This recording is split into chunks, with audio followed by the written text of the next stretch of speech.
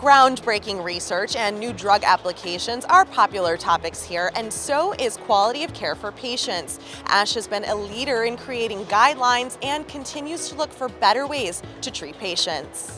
The ASH Choosing Wisely campaign promotes conversations between clinicians and patients.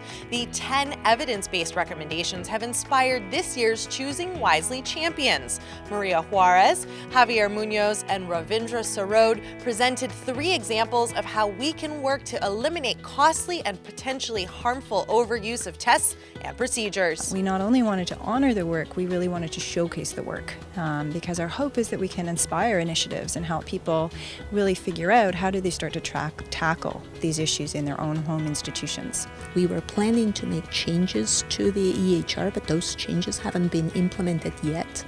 So just with physician education and little brochures that we posted everywhere, we achieved a 27% reduction in the use of 2+ unit transfusions and a 17% reduction in total use of red cells, even before we implemented the changes formally. And there are even more quality guidelines in the works. ASH is developing a guideline with the College of American Pathologists looking at the workup or the evaluation of acute leukemia. This is an area that's changing really fast, and it's important that we establish the requirements for adequacy for evaluation of acute leukemias. This guideline will help us to do that. It'll establish what we expect every patient to have undergone, and in some cases what we think is not necessary or superfluous. So hopefully that'll control costs and make the workup of patients with acute leukemias much more uniform.